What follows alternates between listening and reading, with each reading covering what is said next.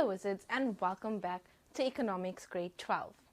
In this lesson, we're going to go through a few key terms regarding Black economic empowerment and on different topics of globalization and economic development. Now remember Wizards, each of the key terms that we're going to define, we're also going to explain further. So firstly, we look at triple BEE. Triple BEE is broad-based Black economic empowerment. So Wizards, this is the act of sustainable distribution of wealth across a broad spectrum of South Africa's previously disadvantaged society. Now, especially the most vulnerable, like the females within the broad-based Black economic group. Your second key term is BEE. Black economic empowerment is a policy that aims to develop skills, provide opportunities, and to assist the Black community, specifically to Black citizens in post-apartheid South Africa. Then we have demand-side approach. So we're going to look at the supply-side approach and demand-side approach. Your demand-side approach is an attempt to increase aggregate demand in a country's economy. Economic development, if you've watched the videos from our app, you'd know economic development is improving the infrastructure of a particular area, and thus it increases the inhabitants' standards of living. So the standard of living improves and increases. Then we look at ASG-ISA. The Accelerated and Shared Growth Initiative for South Africa is an attempt to motivate and promote development strategies in order to aid and improve our country. Now, we've looked at economic development. Now we're going to take a look at economic growth. Economic growth is over a period of time increment in the productivity capacity. So it's over a time period that we're measuring our improvements and our standards of living.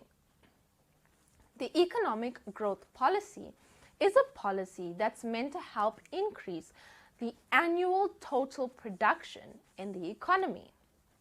Globalization means making and maintaining good relationships with other countries outside of South Africa and having good foreign trade with countries as a central goal. Then, North-South divide. This refers to developing countries of the north side and developing countries of the south side. Life expectancy means the estimated number of years a human being is expected to live in this day and age, and why. Then we look at GIPSA, which is JIPSA. This is the Joint Initiative on Priority Skills Acquisition, initiatives in order to aid the development for much needed skills in order to facilitate job creation. So we've looked at the poverty line and the poverty cycle in grade 7 EMS and in grade 10 and 11 economics as well.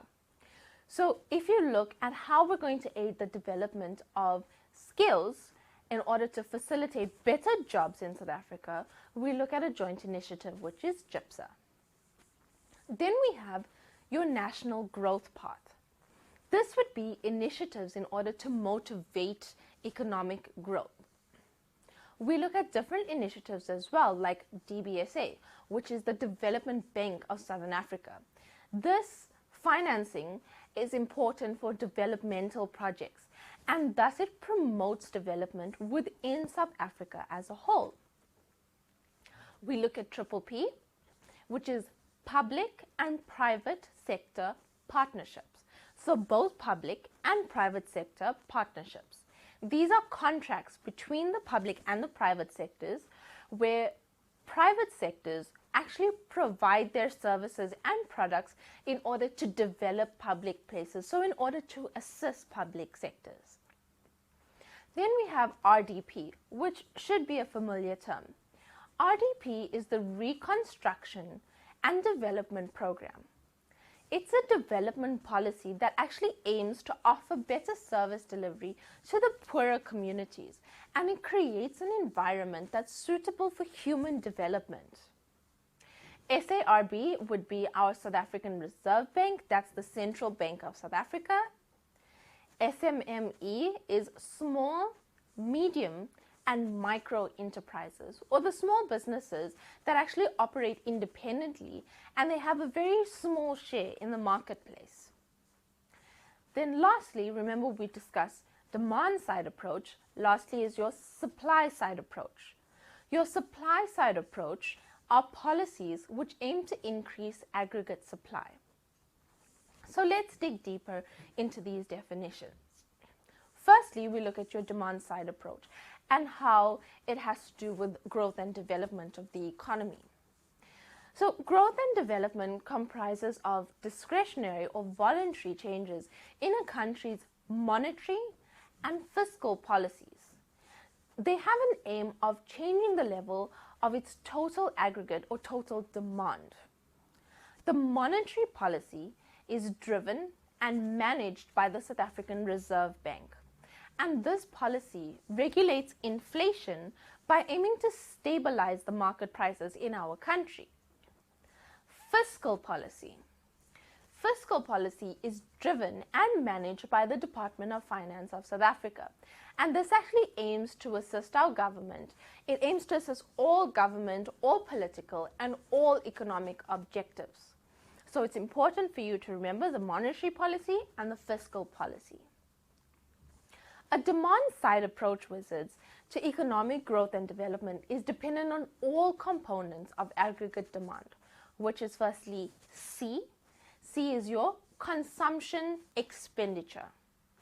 I is your investment expenditure. X is your export income. And G is your government expenditure. So your demand side approach to economic growth and development actually depends on all these factors, your C, I, X, and G. Your consumption expenditure, investment expenditure, export income, and government expenditure. Additionally, the demand side approach to economic growth doesn't solely depend on the fiscal and monetary policies. Now that we've looked at your demand side approach, let's take a look at your South African approach. The South African approach uses both monetary and fiscal measures as tools which actually aid in manipulating the aggregate demand in our economy. Your monetary policy. The central bank in South Africa, or the South African Reserve Bank, actually formulates the monetary policy to make use of the following instruments. Firstly, interest rate charges. These are used to influence the credit creation and to make credit more expensive or more cheaper. The exchange rate is actually stabilized by encouraging the inflow and outflow of money in the South African Reserve Bank. So if we look at interest rate changes, this is from a South African approach. In open market transactions, the South African Reserve Bank actually sells securities that restrict credit. So we want to actually decrease the credit that we're lending in our country. So banks then buy these securities and money flows from banks to the South African Reserve Bank. Banks will actually have less money to lend and will not extend as much credit as they have done previously. Now, to encourage credit creation in the South African Reserve Bank, they actually buy securities. So money flows into the banking system, and that's how this process works. Then we look at moral suasion. The South African Reserve Bank consults with other banks in order to act in a responsible manner based on the prevailing economic conditions. Remember, the South African Reserve Bank and banks of South Africa have to make decisions based on our economic growth and development. Then we look at cash reserve requirements. Cash reserve requirements actually require banks to hold a minimum cash reserve in the central bank. Banks have a limited amount to give out as credit with their minimum cash reserve. So now that we've looked at your monetary policy and a South African approach, let's look at your fiscal policy. Now, South Africa's fiscal policy is put into practice through the budgetary processes. The main purpose of the fiscal policy is to stimulate macroeconomic growth, and it's also to stimulate macroeconomic employment and to ensure the redistribution of wealth. So the following instruments are used in the fiscal policy. Progressive personal income tax, meaning higher income earners are taxed at higher rates, and these taxes are then used to finance social development in our country. The poor benefit more with those than higher incomes, and this is a method of the fiscal policy, so it's called progressive personal income tax. Then you have wealth taxes. Properties are actually levied or taxed according to market values. Transfer duties are paid when properties are bought, and securities, being your shares and your bonds, these are taxed when they're traded. So capital gains tax, and this is actually levied on gains of the sale or of the capital goods like properties, for example. So when properties are bought and properties are sold, both are taxed, which is wealth taxes. Now, if you look at estates, estates duties are paid on estates of the deceased. So these taxes are then used to finance development expenditure, which actually benefit the poor more often than the wealthier. Then you have cash benefits. So old age pensions, disability grants, child support, and unemployment insurance are actually cash grants. These are cash benefits given to you by the government. These are also known as social security payments. Then you have benefits in kind, also known as natural benefits. These include the provision of health care, education, school meals, protection, and so on and so forth. So when user fees are charged, poor or low income earners actually pay less or close to nothing.